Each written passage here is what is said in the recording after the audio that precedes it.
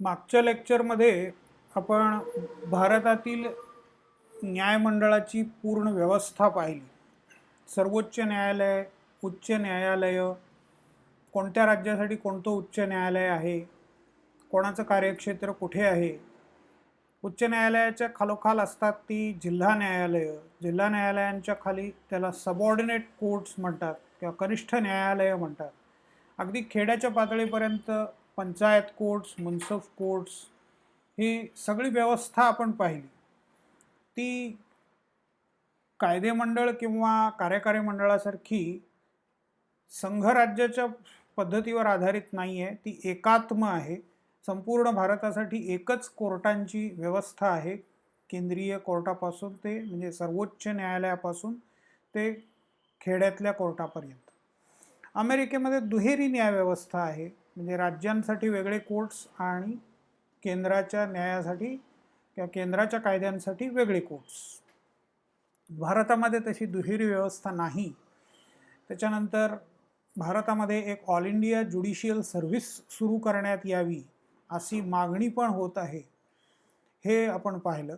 सर्वोच्च न्यायालयाचे न्यायाधीश राष्ट्रपतींकडून नियुक्त केले जातात. त्यांची पात्रता किती असते, म्हणजे काय असते, त्यांना किती काळपर्यंत आपल्या पदावर राहता येतं, ते पदावरून दूर कसे केले जाऊ शकतात, हे सगळं आपण मागच्या लेक्चरमध्ये पाहिलं.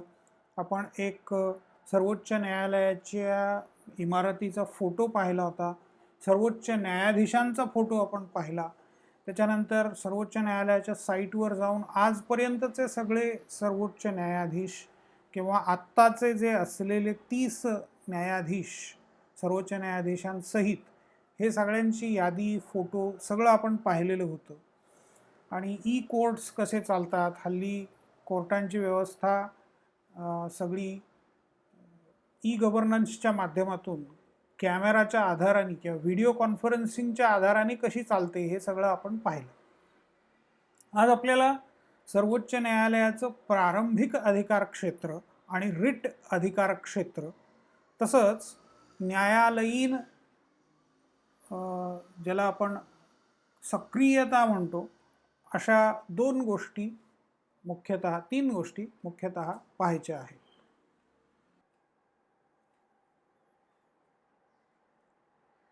सर्वोच्च न्यायालयाचे अधिकार क्षेत्र साधारणतः 3 प्रकारचं आहे. एक म्हणजे प्रारंभिक अधिकार क्षेत्र, अपीलीय अधिकार क्षेत्र आणि सल्ला देण्याचा त्यांचा अधिकार. तर ते राष्ट्रपतींना कायदेशीर सल्ला देऊ शकतात. सरकारनेही कधी विचारल्यास काही कारणास्तव त्यांना कायदेशीर सल्ला काही बाबतींमध्ये देता येतो. पण त्याचा आपल्या सिलेबसमध्ये समावेश नसल्यामुळे फारशी चर्चा आपण करणार नाही. सर्वोच्च न्यायालयाचं अपीलीय क्षेत्र, अधिकार क्षेत्र जे आहे, अपील स्वीकारण्याचा त्यांचा अधिकार, हायकोर्टामधले खटले जे आहेत त्याचं अपील, त्याच्या विरुद्ध अपील हे सर्वोच्च न्यायालयात करता येतं. आता आपल्याला पाहायचं आहे ते मुख्यतः प्रारंभिक अधिकार क्षेत्र आणि त्यानंतर रिट अधिकार क्षेत्र. तर संविधानातील कलम क्रमांक 131 प्रमाणे सर्वोच्च न्यायालयाला प्रारंभिक असं अधिकार क्षेत्र आहे.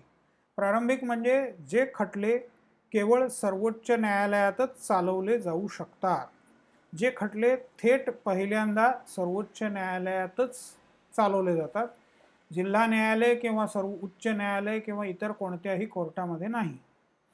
तर केंद्र आणि एक राज्य किंवा अनेक राज्य यांच्यामधील जर काही वाद असेल, यांच्यामधला जर काही खटला असेल, तर तो केवळ सर्वोच्च न्यायालयात दाखल करता येतो.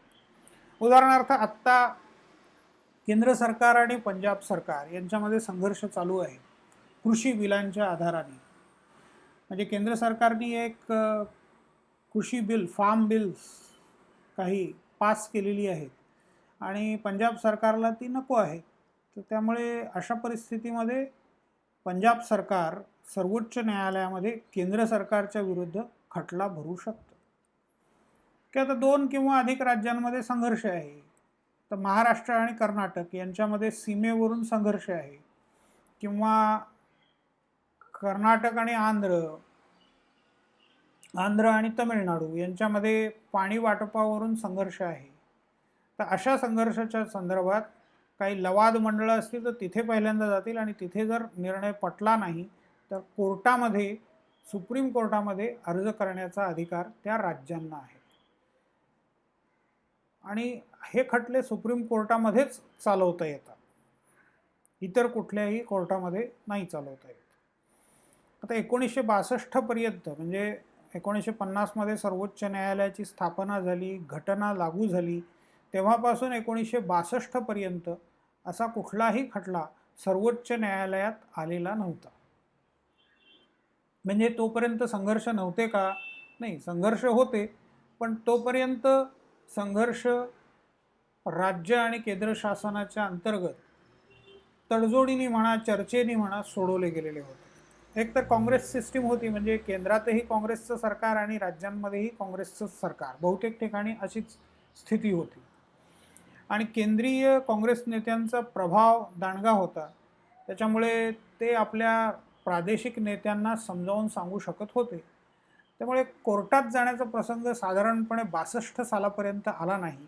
61 सालामध्ये एक खटला वेस्ट बेंगॉल विरुद्ध केंद्र शासन असा आलेला होता, पण तो सुप्रीम कोर्टाने डिसमिस केला, म्हणजे तो दाखलच करून घेतला नाही. 62 नंतर मात्र अनेक वेळेला असे खटले आलेले आहेत. नेहरू एरा संपत आलेला होता 62च्या सुमाराला. 64 मध्ये जवाहरलाल नेहरूंचा मृत्यू झाला आणि मग त्याच्यानंतर हळूहळू भारतीय राजकारणाचं स्वरूप पण बदलत गेलं आणि त्यामुळे केंद्र राज्य सरकार यांच्यामधले खटले किंवा राज्यांमधले खटले हे सुरू झाले. म्हणजे प्रारंभिक अधिकार क्षेत्र खऱ्या अर्थाने 62 सालाच्या नंतर सर्वोच्च न्यायालयाला वापरायला मिळालेलं आहे.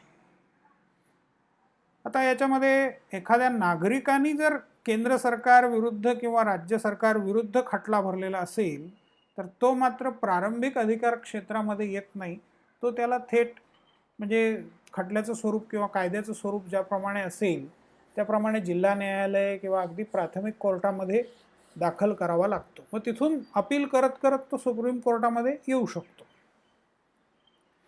तर याशिवाय आपण बघितलं की राष्ट्रपतींना सल्ला देण्याचा एक अधिकार, म्हणजे सल्ल्याचं अधिकार क्षेत्र सुप्रीम कोर्टाचं आहे. आता दुसरं जे अधिकार क्षेत्र आहे त्याला रिट अधिकार क्षेत्र असं म्हणतो आपण. मूलभूत हक्कांसंबंधीचे खटले याच्यामध्ये येतात. आता हा थेट सर्वोच्च न्यायालयामध्ये दाखल केलेला खटला आहे, परंतु याला प्रारंभिक असं म्हणता येणार नाही, कारण प्रारंभिकमध्ये केवळ केंद्र आणि राज्य सरकारांचा संबंध येतो. इथे नागरिक त्याच्या मूलभूत हक्काचा भंग झाला असं त्याला वाटत असेल तर काही बाबतींमध्ये आर्टिकल 32 नुसार थेट सर्वोच्च न्यायालयामध्ये अर्ज करू शकतो. याच्याशिवाय काही खटल्यांच्या बाबतीमध्ये सर्वोच्च न्यायालयाचं समाधान झाल्यास ते खटले उच्च न्यायालयातून सर्वोच्च न्यायालयामध्ये वर्ग केले जाऊ शकतात. म्हणजे खटला नीट चालवला जात नाही असं जर सर्वोच्च न्यायालयाला वाटलं आणि कुणी अपील केलं किंवा अटर्नी जनरलनी अपील केलं तर असे खटले उच्च न्यायालयातून सर्वोच्च न्यायालयामध्ये घेता येतात. हेही सर्वोच्च न्यायालयाचं प्रारंभिक अधिकार क्षेत्र किंवा त्या अधिकार क्षेत्राअंतर्गत हे सगळ्या घडामोडी येतात. एका उच्च न्यायालयामधून दुसऱ्या उच्च न्यायालयात सर्वोच्च न्यायालय केसेस ज्या आहेत त्या वर्ग करू शकतं किंवा हस्तांतरित करू शकतं. आता रिट अर्ज किंवा रिट अधिकार क्षेत्र जे आहे त्याच्यामध्ये साधारणपणे 5 प्रकार येतात. ते 5 प्रकार कोणकोणते ते आपण आधी बघूया. कलम क्रमांक 32 किंवा अनुच्छेद 32 प्रमाणे मूलभूत हक्कांचा भंग झाल्यास थेट सर्वोच्च न्यायालयात दाद मागण्याचा नागरिकांचा हक्क. सर्वोच्च न्यायालय रिट आदेश देऊ शकते. रिट कोर्टाचा विशेष आदेश, एखादे काम करण्यासाठी किंवा न करण्यासाठी दिलेला विशेष आदेश. रिट अर्ज दाखल केल्यानंतर सर्वोच्च न्यायालय असे आदेश देऊ शकते. रिट आदेश खालील प्रकारचे असतात. Habeas corpus. आता हेबियस कॉर्पस हा मूळ लॅटिन शब्द आहे आणि त्याचा इंग्लिश अर्थ आहे V a court command that you have the body of the detainee brought before us. म्हणजे आम्ही एक न्यायालय म्हणून असा आदेश देतो की तुम्ही ज्याला पकडलं आहे त्याला जिवंत किंवा मृत, आता इथे त्याचा अर्थ तो पण आहे, म्हणजे इथे दिलेला नाही आहे पण तो आहे त्याचा अर्थ, जिवंत किंवा मृत त्याचं शरीर आमच्या समोर आणून उभं करा.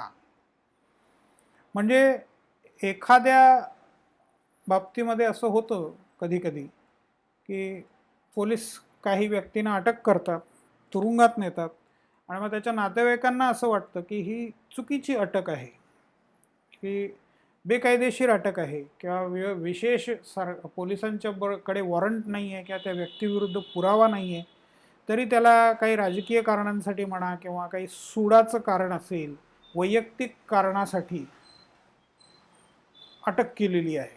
तर अशा स्थितीमध्ये असा जर रिट अर्ज दाखल झाला हेबियस कॉर्पस, तर अटक कायदेशीर मार्गाने केलेली आहे की नाही हे ठरवण्यासाठी अटक केलेल्या व्यक्तीला कोर्टात हजर करण्याचा संबंधित अधिकाऱ्यांना दिलेला आदेश. म्हणजे हे पोलीस अधिकारी असू शकतात, पोलीस कस्टडीमध्ये जर एखाद्याला घेतलं असेल किंवा तुरुंगात टाकला असेल तर ज्युडिशियल कस्टडी त्याला म्हणतो आपण, तर त्या बाबतीमध्ये तुरुंगाच्या अधिकाऱ्यांना म्हणजे पोलीस अधिकारी किंवा तुरुंग अधिकारी यांना हेबियस कॉर्पसचा आदेश बजावला जातो आणि मग त्यांनी त्या माणसाला आणून उभं करणं ही त्यांची जबाबदारी आहे. बऱ्याच वेळेला मग त्याच्यामध्ये कॉम्प्लिकेशन्स असतात, त्या गुन्हेगाराचा, त्या आरोपीचा म्हणा किंवा त्या माणसाचा मृत्यू झालेला असतो, मग ह्या गोष्टीसुद्धा हेबियस कॉर्पसमुळे उघड होऊ शकतात.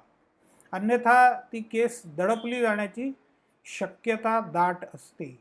त्यामुळे हेबियस कॉर्पस हा अतिशय महत्त्वाचा नागरिकांचा अधिकार आहे. मॅन्डॅमस म्हणजे कनिष्ठ न्यायालयाला किंवा अधिकाऱ्यांना एखादी कृती करण्यासाठी दिलेला आदेश. म्हणजे कनिष्ठ न्यायालय एखादा केस दाखल करून घेत नाही आहे तर त्याला तसा आदेश देणं, किंवा एखादा पोलीस अधिकारी एखादी केस स्वीकारत नाही आहे, FIR दाखल करून घेत नाही आहे, तर त्याला तसा दाखल करून घेण्यासाठी दिलेला आदेश, त्याला मॅन्डॅमस. त्याच्यानंतर प्रोहिबिशन म्हणजे एखादी बेकायदेशीर कृती करण्यापासून कनिष्ठ अधिकाऱ्याला रोखण्यासाठी दिलेला आदेश. म्हणजे काही अधिकारी असे असतात की अतिउत्साही असतात, की त्यांच्या कार्यक्षेत्राबाहेर जाऊन ते काम करायला तयार असतात किंवा ते प्रयत्न करतात तसा. म्हणजे तुमचा अधिकार तो नाही आहे, तुम्हाला त्या बाबतीमध्ये काही अधिकार नाही किंवा त्या एरियामध्ये काही अधिकार नाही आहे, विशिष्ट भौगोलिक क्षेत्रामध्ये तुमचा अधिकार संपतो, दुसरीकडे तुमचा अधिकार नाही आहे, पण तिथेही जाऊन मध्ये घुसखोरी करून काही करण्याचा प्रयत्न काही अधिकारी करतात. पोलीस अधिकारी असेल, मुलकी महसूल प्रशासनाचा अधिकारी असेल, तर असे अधिकार क्षेत्र सोडून बेकायदेशीर कृती करण्याचा प्रयत्न ते करतात, तर त्यांना रोखण्यासाठी प्रोहिबिशन आहे. को वॉरंटो एखादी म्हणजे अधिकार पृच्छा असं मराठी भाषांतर करतं. एखादी कृती करण्याचा अधिकार तुम्हाला कसा मिळाला असे अधिकाऱ्यांना विचारणारा आदेश. म्हणजे एखादी कृती केली आहे पण ती मुळातच कायदेशीर नाही आहे असा संशय जर नागरिकांना आला तर नागरिक को वॉरंटो या अधिकाराखाली रिट दाखल करू शकतात. त्यानंतर सर्शिओराय कनिष्ठ न्यायालयाने दिलेला निर्णय पुन्हा तपासण्यासाठी दिलेला आदेश. म्हणजे नागरिकांना कनिष्ठ न्यायालयातून पुढे वरती अपील करता येतं, पण अपील करण्याच्या आधी समजा खालच्या खालीच जर कोर्ट केस सॉल्व्ह झाली तर सगळ्यांच्या दृष्टीने चांगलं असतं.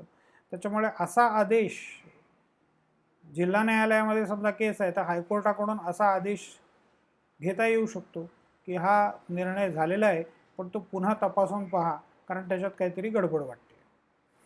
तर असे हे सगळे रिटचे अधिकार आहेत आणि रिट दाखल करून वेगाने खटला पुढे नेता येतो. रिट दाखल केल्यानंतर लगेचच सुप्रीम कोर्टाला त्याची दखल घ्यावी लागते. त्याची तारीख फार लांबवता येत नाही आणि त्यामुळे नागरिकांना न्याय मिळण्याची शक्यता निर्माण होते. आता आपल्याला 3 नवीन कन्सेप्ट्स पाहायच्या आहेत.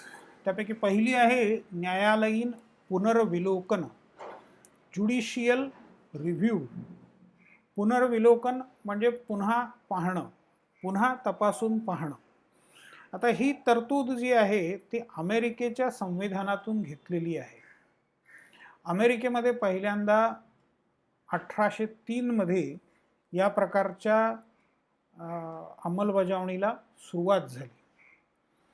संसद आणि कार्यकारी मंडळांनी केलेले कायदे आणि नियम तपासून पाहण्याचा सर्वोच्च न्यायालयाचा अधिकार. आता हा अधिकार अमेरिकेच्या घटनेमध्ये कुठेही दिलेला नाही, पण अमेरिकेच्या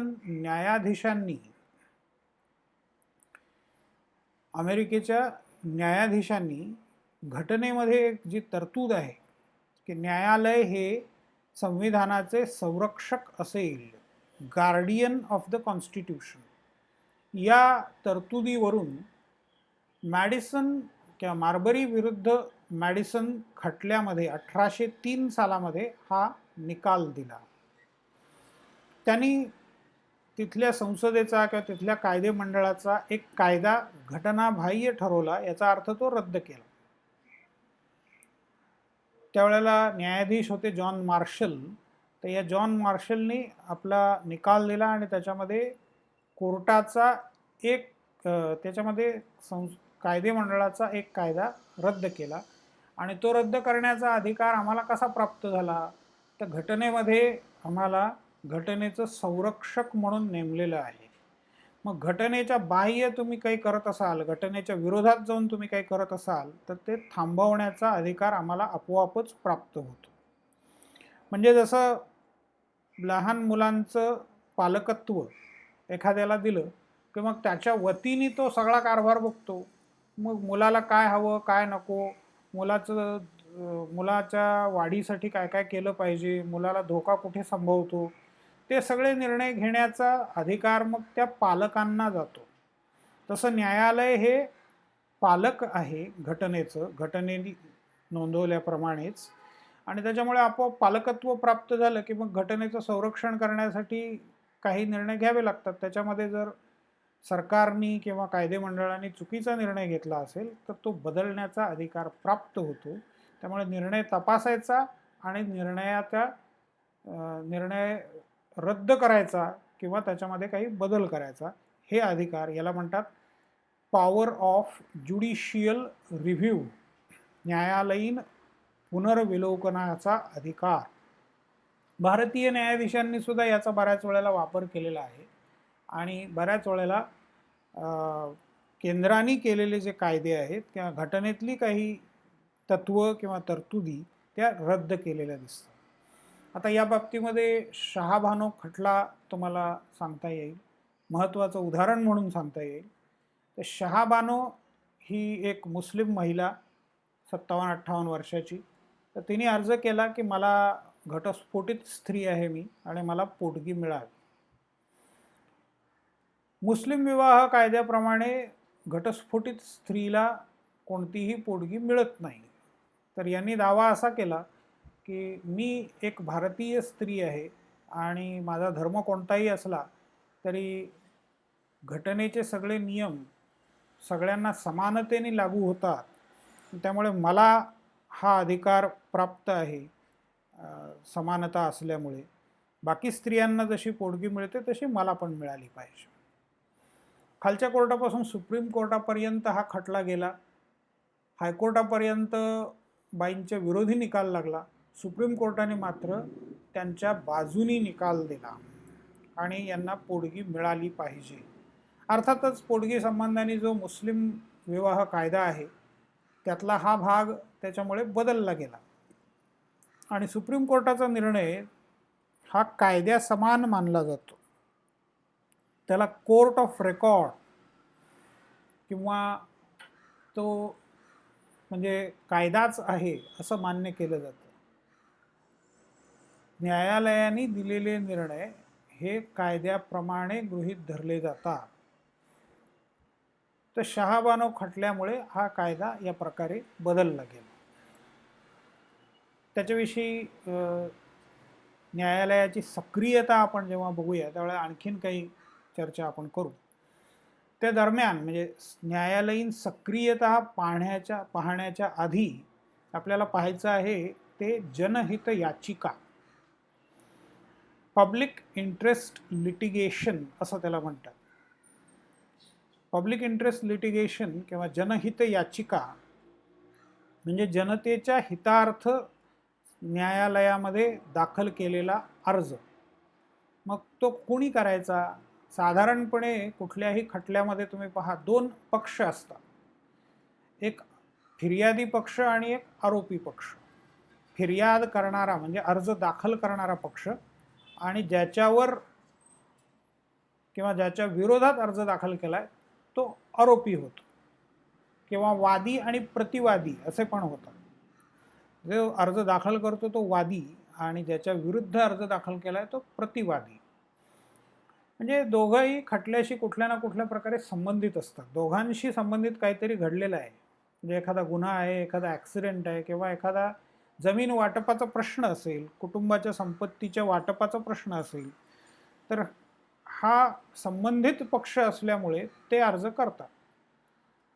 पण अलीकडे कोर्टाने दुसऱ्या एका प्रकारचा अर्ज घ्यायला सुरुवात केली आहे. तो म्हणजे तिराहितांनी केलेला अर्ज, तिसऱ्या पक्षाने केलेला अर्ज.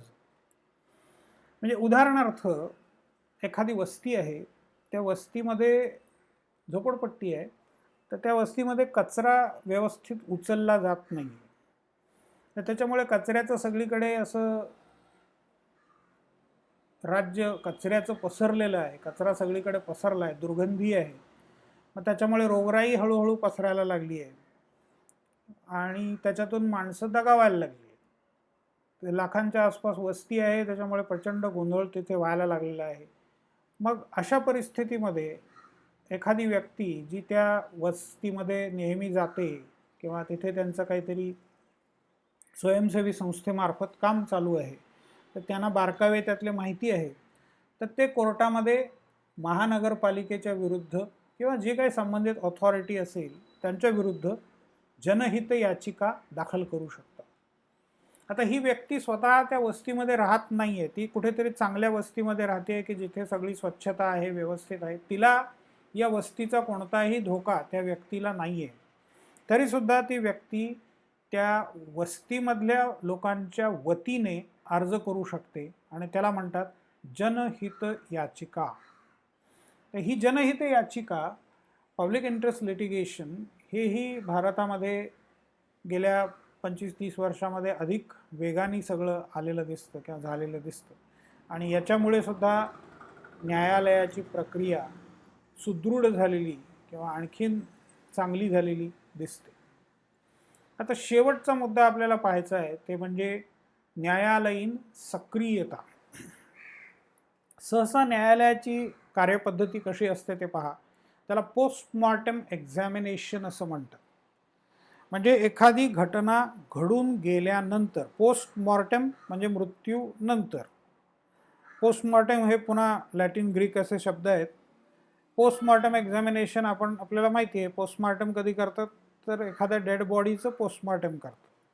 पोस्टमॉर्टम म्हणजे मृत्यूनंतर, आफ्टर डेथ.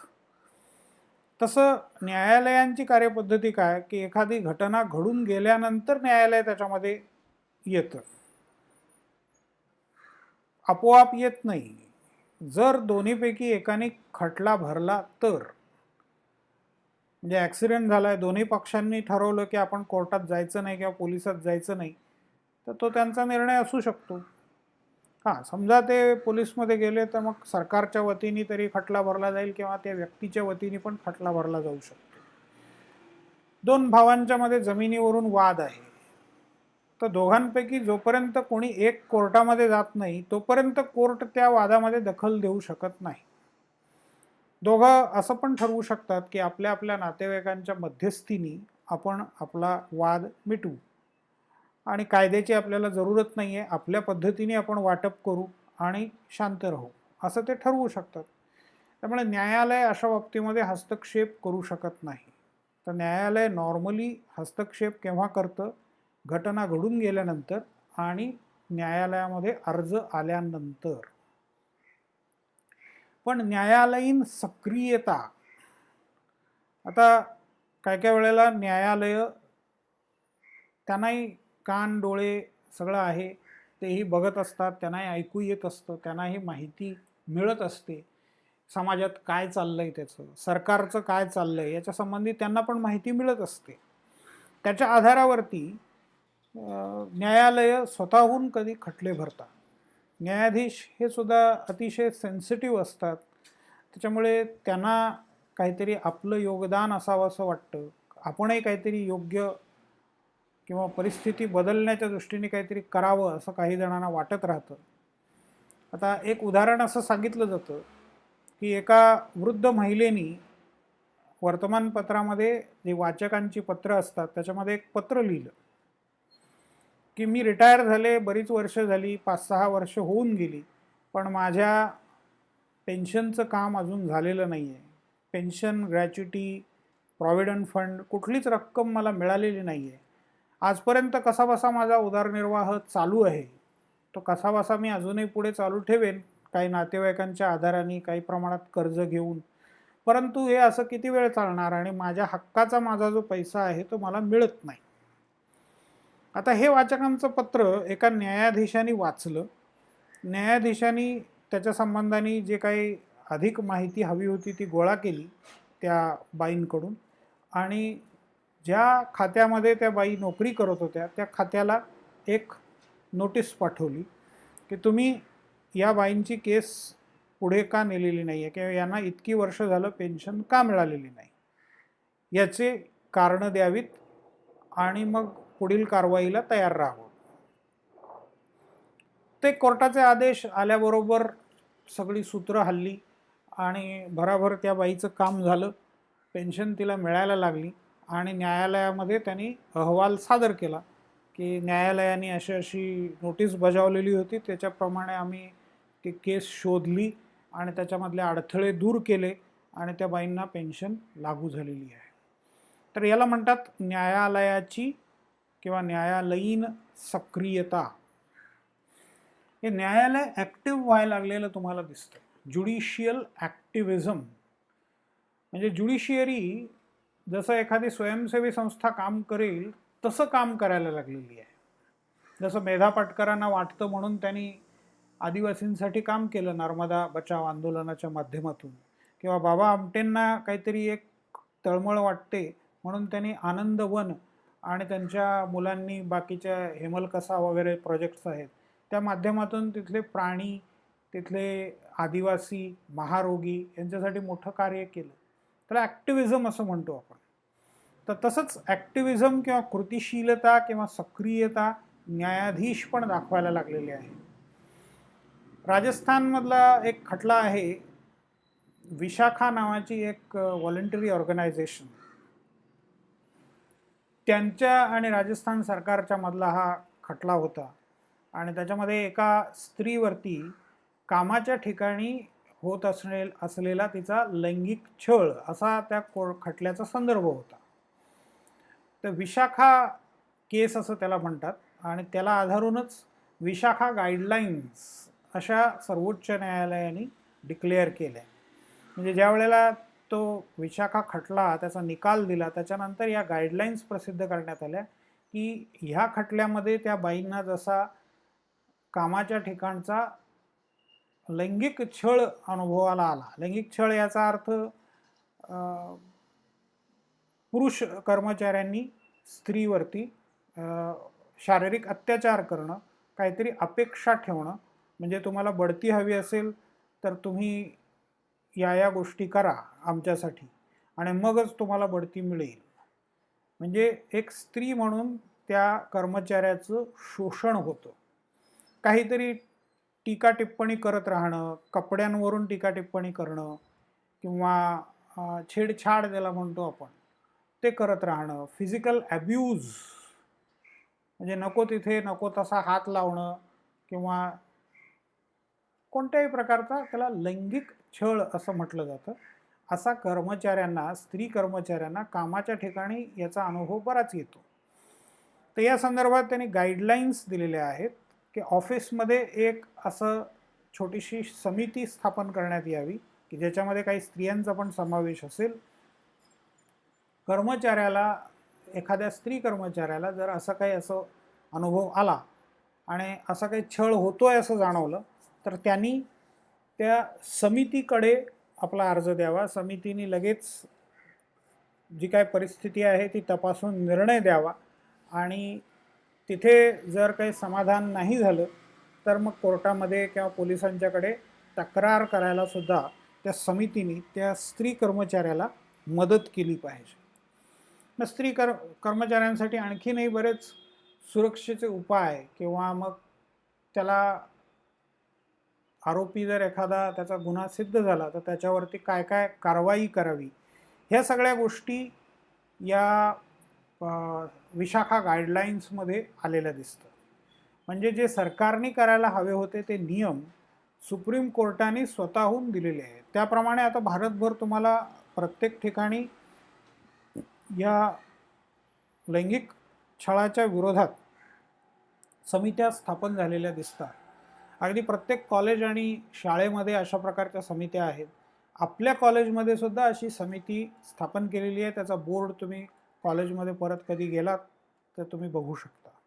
तिथे प्राचार्य त्याचे सदस्य आहेत, ऑफिस सुपरिटेंडेंट त्याचे सदस्य आहेत, काही प्राध्यापक त्याचे सदस्य आहेत, स्त्री प्राध्यापक, पुरुष प्राध्यापक, आणि त्यांचे फोन नंबर्स दिलेले आहेत. तुम्ही कोणत्याही क्षणी कोणत्याही वेळेला तुम्हाला असं वाटलं की आपला छळ होतोय आणि लैंगिक कारणावरून होतोय तर तुम्ही त्यांना फोन करू शकता किंवा कॉलेजमध्ये अर्ज करू शकता.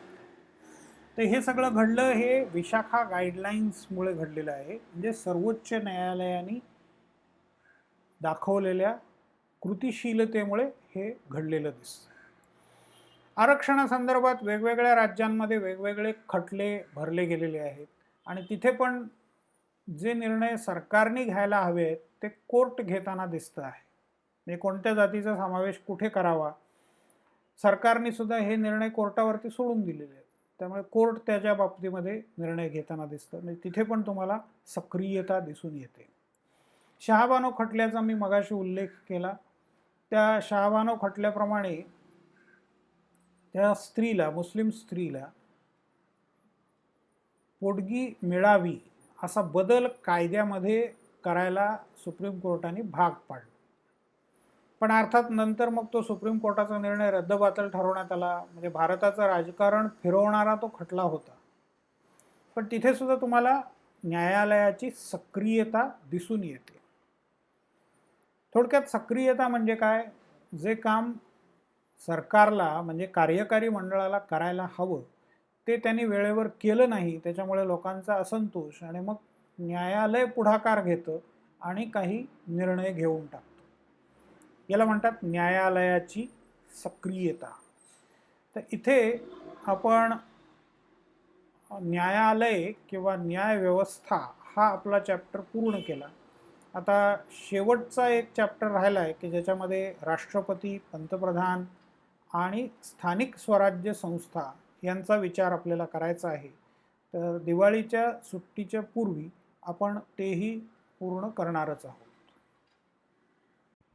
आपण भारताची राज्यघटना, कायदेमंडळ, कार्यकारी मंडळ, न्यायमंडळ याच्या संबंधाने बरीच चर्चा केली. कायदे करण्याची प्रक्रिया आपण पाहिली. त्याचं विधेयक मांडणी, त्याच्यानंतर पहिलं वाचन, दुसरं वाचन, तिसरं वाचन, राष्ट्रपतींची मंजुरी, सगळ्या गोष्टी आपण पाहिल्या. त्या संदर्भात मला एक न्यूज क्लिप मिळाली, ती आपण आता इथून पुढे बघायची आहे. तर या न्यूज क्लिपमध्ये सुजित नायर नावाचे ग्रस्त आहेत त्यांची ही न्यूज क्लिप आहे. तर त्याच्यामध्ये एडिटोरियल विथ सुजित नायर असं त्याचं टायटल असतं. त्याच्यामध्ये पंजाब आणि केंद्र सरकार यांच्यामध्ये सध्या जो संघर्ष आहे तर त्या संघर्षाचं वर्णन करता करता त्यांनी बिल कसं मांडलं जातं आणि केंद्र सरकारचं एखादं बिल जेव्हा पास होतं त्याचं कायद्यामध्ये रूपांतर होतं आणि एखाद्या राज्याला जर तो कायदा मान्य नसेल तर त्याच्यासाठी वेगळी प्रक्रिया काय, ही थोडी इंटरेस्टिंग माहिती देणारं ही न्यूज क्लिप आहे, तर ती जरूर पहा. Namaskar. Welcome to another episode of Editorial. While we talk about Arnab Goswami and his arrest, while we talk about the US presidential election, I want to talk to you about a different subject today, and a subject that is very, very critical. There is protest happening in Punjab against the Farm Act. This protest now is getting critical. This protest may now harm the farm produce of Punjab. That's the subject I want to talk to you today. Let's get right into the show. There were 3 farm bills passed. 3 bills were rolled into one, which was called as the Farm Bill, passed in the parliament. Now, once a bill is passed in both the houses, that is the Rajya Sabha and the Lok Sabha, and after it gets an approval from the president, the bill is converted into an act. This act is supposed to be implemented by all the states. Now, a state can wish to kind of ask for amendments on the act, but there is a formality to that. Else, the state has to follow the state has to follow the act. Now, the formality for a state to amend the act or ask for an amendment of the act is by creating an amended bill, getting that bill passed in the Vidhan Sabha in a majority or rather unanimously, handing that amended bill to the governor and asking the governor to seek presidential approval, to seek the approval of the president on that particular bill. Once the president gives an approval on the amended bill, then that state can proceed accordingly or execute that amended bill that the state and the Vidhan Sabha of that state has passed. This is the procedure. Now, why am I saying all this? I am saying all this is because the Farm Act, the 3 bills, the 3 acts that was passed by the parliament, Punjab had a problem of accepting those 3 acts. Predominantly, a lot of farmers in Punjab thought that, you see, the MSP, if their paddy and their wheat are not procured as per an MSP and as per a fixed price, they may lose out on the money that they earn. So they were very uncomfortable with the Farm Act. Though the Prime Minister had assured that there will be an MSP, that there will be a price maintained, but that was not a narrative on the bill. Also, the fact that a lot of people say that corporatization, mechanization, all of these things also were playing in the minds of the farmer. But predominantly, the issue was related to MSP. Now, the Punjab government, like I explained before, they passed their own bill unanimously, wherein they said 2 things. They said that wheat and paddy will be procured at MSP, and they said that they will uphold the power of the court in dispute settlements, and the state will have the right to regulate food grains. They added these 3 things and amended, and they made their own bill, and they went to the governor and gave the governor the bill and said, now please get an approval from the president. According to the chief minister of Punjab, he says the governor didn't even send it to the president. The governor didn't act on it. The governor didn't forward it to the president. So what did he do? He and his senior leaders went to Delhi and sought an appointment with the president. And as we are told, the president did not give him an appointment. So he went on a dharna. He went on a protest. So he went and sat in Jantar Mantar and he started protesting, saying that, listen, this is unfair. The president has to hear me. I am the chief minister of the state. I need to discuss this bill or discuss our bill with the president and take his approval. So he is not meeting us. Okay, that is one end of the story. Another end of the story is, in the meantime, What started with a two farmer union protest, which was Kisan Mazdoor Sangharsh and Bharati Kisan Union, Ugrahan, the two union protest spread over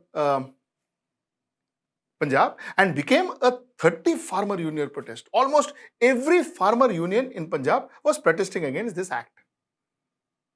Now, what got worse is these farmers started blocking the highways and railways. Now, when these farmers started blocking the railways, railway stopped the trail service. They stopped goods train, they stopped all trains. They said, listen, we can't risk our trains, we can't risk our goods train where these people are blocking the roads, blocking the rails. We can't risk our goods train. So the goods train service and the mail train service, normal passenger train service, also was stopped. This was a decision taken by the Railway Ministry. On the 21st of October, the unions decided, they said, we don't worry, we will clear the tracks. So you please send the goods train, we will clear the tracks. According to the Railway Ministry, between 22nd of October to 23rd of October, they sent close to 173 goods train to Punjab. But somewhere down the line, on the 24th of October, they say that a lot of trains were still stopped in spite of this union saying that we will clear the track. 24th of October, the Railway Ministry said, stop all trains to Punjab. All goods trains, and anyway, all trains, including goods train to Punjab. And things started getting from bad to worse. Because the goods trains are not coming in, there is huge amount of shortage of fertilizer, shortage of DAP, shortages of urea. There is huge amount of shortage for the farmers in Punjab. And this shortage is going to affect the Rabi for sure. There will be a huge impact on the Rabi crop this time. So the farmers are panicking. The farmers are panicking, and it is not that if there is effect of Rabi crop in Punjab, the country will not suffer. Even the country will suffer. Now, Bharatiya Janata Party President DGP Nadda made a statement. He's saying, listen, what do we do? What do we do? How can we send a train? If we send a train and, in spite of their promises, they stop the train. Now again, what if they stop the train? He says, listen, the government is supporting these people. And it is against the Supreme Court order. Unions cannot stop rails and roads. It is against the Supreme Court order. In spite of the Supreme Court order, the government of the state is supporting it. Supporting these unions to stop, to do rail rocos and road rocos and all that. Highway rocos and all that. He said that is not fair. Now, the long and short of all this is as follows. The long and short of all this is, it is now becoming as if it's some kind of a ambush between a state and the center, which is not a good sign, and it is happening far too frequently nowadays. There is an ambush between the state and the center, number one. Number two is, in all of this, the people who are suffering are the lowest common denominators and the farmers. Because it is the farm worker and the farmers who are suffering the most. Of course, it is not that only farm workers and farmers will suffer. Even even other people is going to slowly suffer, because ultimately goods train is for everything, is for production and is for everything. So it's going to have its impact on everything. But that being said, the immediate sufferer are the farmers and the farm workers, because they don't have fertilizers. Where is all of this going to end? My question starts with the governor. Why did the governor not forward that bill? It is passed according to the constitution of this country. If the governor should have forwarded it to the President of India. One wonders, why is it always that in a state, a non-BJP governed state, and a BJP appointed governor, the chief minister and the governor never gets along? The chief minister always gets a feeling that the governor is not cooperating with him. Why does this happen? Why is the constitution being played with? Secondly, my question is, the President of India should be giving time to a chief minister of a state if he's coming there with a problem. It's a different issue whether you want to agree to what he does, whether you want to give an approval to the bill or you don't want to give an approval to the bill. That's a completely different issue. That's a completely separate issue. I think that all the problems that is cropping out of Punjab can be settled through dialogues and actually explaining what the idea is and what the concept is and what the bill actually is. A lot of it can be. I'm not saying all of it can be, but a lot of it can be explained. But the fact is, the president doesn't seem to be interested in meeting the chief minister. Finally, it is not correct for a chief minister to have allowed a rail roko and stopping roads like this, the way it happened in Punjab. He may want the farmers to protest against this bill. Fine. But politics, when it gets into this kind of road shows, when it gets into this kind of manifestation, finally a common man suffers. Because ultimately a common man is going to suffer, na? It is a common man who's going to have pay price, which is, the prices are going to go up because there are no products, there are no there are no goods. Consumer will have to pay more money. So finally, end of the day, amongst all this, the final sufferer is the end consumer. This is going to grow into a very, very serious issue if there is no intervention done immediately. That was my topic for today. Till I see you next time. Namaskar.